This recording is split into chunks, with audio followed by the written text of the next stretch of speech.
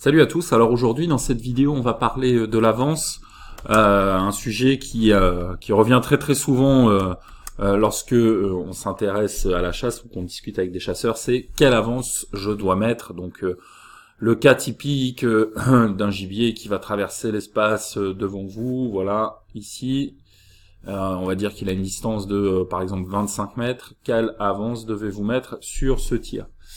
Et le problème, c'est que, en fait, l'avance, c'est beaucoup plus un problème qui est lié à la méthode de tir. Alors, je vais vous expliquer un petit peu ça. Quand on fait, comme la plupart des chasseurs tirent en queue tête-pan. C'est-à-dire que, donc le point rouge, c'est le gibier. Ils vont partir derrière. Donc ça, c'est les canons d'un fusil superposé. Ils vont partir derrière et puis ils vont dépasser le gibier et ils vont faire feu en mettant de l'avance. Alors ça, c'est une méthode, je veux dire, qui fonctionne, qui est assez, qui est peut-être la plus répandue, qui est celle que la majorité des gens appliquent, mais c'est pas la plus efficace, loin de là. La difficulté de cette approche, c'est la différence de vitesse, parce que vous avez un gibier qui a soit une vitesse stable, soit qui accélère, soit qui ralentit.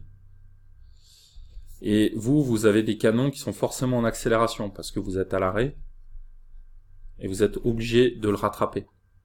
Vous êtes obligé d'avoir des canons qui vont plus vite que le gibier de toute manière. Et donc c'est difficile de tirer de cette façon parce que gérer l'avance avec des canons qui sont en accélération, puisque de toute manière il faut rattraper le gibier quelle que soit la vitesse du gibier et quelle que soit l'évolution de la vitesse du gibier, c'est difficile de gérer l'avance dans ce cadre-là. Donc la plupart des gens, ce qu'ils vont faire, c'est que eux, ils vont quitter le gibier des yeux pour essayer de mesurer. Donc là, je refais. Là, c'est le gibier. Là, c'est les canons. Là, c'est le tireur. Donc attendez, je vais le refaire parce que c'est pas beau. Hop, je vais refaire un tireur. Hop, vue dessus. Voilà, les deux yeux, les deux épaules, le nez. Et donc, j'ai toujours mon gibier qui va par là. Et là, j'ai les canons.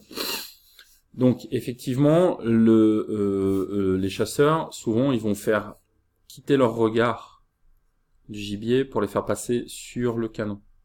Mais le problème, c'est que quand vous faites ça, votre cerveau, il sait plus sur quoi il doit tirer. Et donc, en général, on tire derrière. Donc c'est très difficile en fait de tuer le gibier si jamais vous quittez le gibier des yeux pour regarder les canons pour essayer de mesurer l'avance. À partir du moment où on essaie de mesurer l'avance, c'est là que les problèmes commencent. En fait, ce qu'il faut comprendre, c'est que le tir, c'est avant tout une histoire d'instinct. Je vais vous donner un exemple qui est très simple. Imaginez un arbre. Voilà, ça c'est un arbre avec une branche. Et là, il y a une corde. Et là, il y a un pneu. Un pneu de voiture. Et il y a un mouvement d'oscillation. Donc le pneu oscille comme ça. Si vous êtes ici et qu'on vous dit de lancer une balle de tennis, alors je vais peut-être le faire en jaune, mais j'ai peur que ça se voit pas trop. On va voir. Ouais, c'est pas terrible. Je vais prendre une autre couleur. On va la faire en vert. Donc, vous avez une balle qui est verte et on vous dit de la lancer dans le pneu. En réalité, qu'est-ce que vous allez faire? Vous allez rien mesurer du tout. Il n'y a pas de mesure. Vous allez purement faire confiance à votre instinct. C'est-à-dire que à un moment, vous allez juste lancer la balle et tenter le coup. Et en fait, vous y arriverez plus en étant instinctif qu'en étant dans la mesure, parce qu'en fait, votre cerveau, il est capable d'évaluer les vitesses, il est capable d'évaluer les distances, et il est capable de gérer tout ça. La preuve, c'est que quand vous êtes au volant de votre voiture, qu'il y a un virage,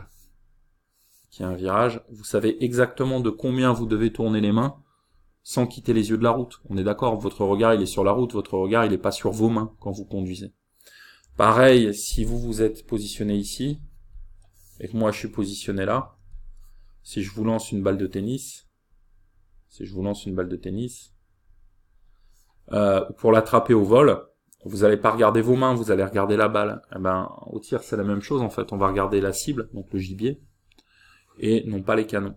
À partir du moment où vous quittez le canon des yeux, à partir du moment où vous quittez le gibier des yeux, vous savez plus ce que vous devez tirer, c'est là que les problèmes commencent. Donc, ça c'est un premier mot sur l'avance, c'est que déjà c'est instinctif, mais vous pouvez faciliter les choses. Comme je vous ai dit, en queue tête pan, le problème, c'est que vous êtes derrière, et que vous devez rattraper et dépasser. Donc, le gibier il est là, et vous devez rattraper et dépasser, et le problème c'est cette différence de vitesse. Il existe une autre méthode de tir qui s'appelle l'avance maintenue, qui consiste à partir déjà devant. Donc vous avez toujours votre gibier qui a cette trajectoire. Et ben, vous, au lieu de partir de derrière et de le rattraper, vous allez partir de devant. Donc, même gibier, sauf que là vous partez d'ici, et vous commencez votre épaulé. Et le but du jeu, c'est que votre épaulé il prenne fin juste au moment où vous venez intercepter, excusez-moi, où vous venez intercepter la ligne de vol du gibier. Quand vous faites ça, ben, vous avez plus ce phénomène où vous devez dépasser le gibier. Donc en fait, vous pouvez synchroniser vos vitesses. Donc si la vitesse des canons est plus importante que la vitesse du gibier, décidément que V gibier, si la vitesse des canons est plus grande que celle du gibier, on est d'accord, vous allez être trop devant. Si la vitesse des canons est inférieure à la vitesse du gibier, on est d'accord, vous allez être trop derrière.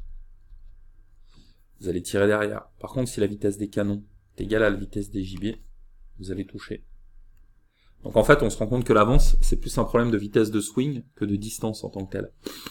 Et combiné au fait que on peut pas mesurer l'avance, on peut pas la mesurer. On peut toujours se faire des petits systèmes de mesure simples, mais se dire je mets 1 mètre, 1m50, c'est très compliqué en fait. Donc, on obtient des meilleurs résultats avec l'avance maintenue. Alors je suis pas en train de vous dire que vous devez arrêter le queue tête pan et il faut passer en avance maintenue parce que c'est assez compliqué et c'est pas que c'est compliqué, c'est qu'il faut vraiment détailler la méthode. C'est ce que je fais dans la formation au tir de chasse qui est là. Si vous allez voir la liste des formations sur ce blog, l'avance maintenue, je l'explique en long, en large et en travers. Donc je vais pas vous expliquer ici dans une vidéo de 10 minutes comment on fait vraiment dans les détails. Mais le message que je voulais vous faire passer, c'était avant tout cette histoire d'instinct. Que vous ne devez pas mesurer. Votre tir, c'est comme quand vous essayez d'attraper une balle de tennis en plein vol, ou c'est comme si vous essayez de faire passer une balle à travers un pneu qui est pendu à un arbre. Vous allez le faire à l'instinct, et c'est comme ça que vous allez y arriver. Les gens qui mesurent, les gens qui essayent de se dire « Ah, ça fait 1 mètre, ça fait 1m50, ça fait 2 mètres d'avance », ils y arrivent pas. Au contraire, ceux qui font confiance à leur instinct, tout comme ils font confiance à leur instinct pour attraper une balle au vol, c'est eux qui arrivent. Et la méthode de tir, ensuite, elle vient se rajouter à ça, elle vient vous aider encore plus en facilitant les choses. Voilà. Donc, plusieurs messages maintenant. Si vous voulez télécharger votre formation gratuite, si vous êtes sur YouTube, il y a un lien dans la description, il suffit de cliquer sur ce lien. Si vous êtes sur le blog, il suffit d'utiliser le formulaire. Donc sur YouTube, c'est le lien, sur le blog, c'est le formulaire. Et pour ceux qui veulent franchir un cap, ceux qui veulent aller plus loin, eh bien, il suffit d'aller cliquer sur la description de la formation au tir de chasse.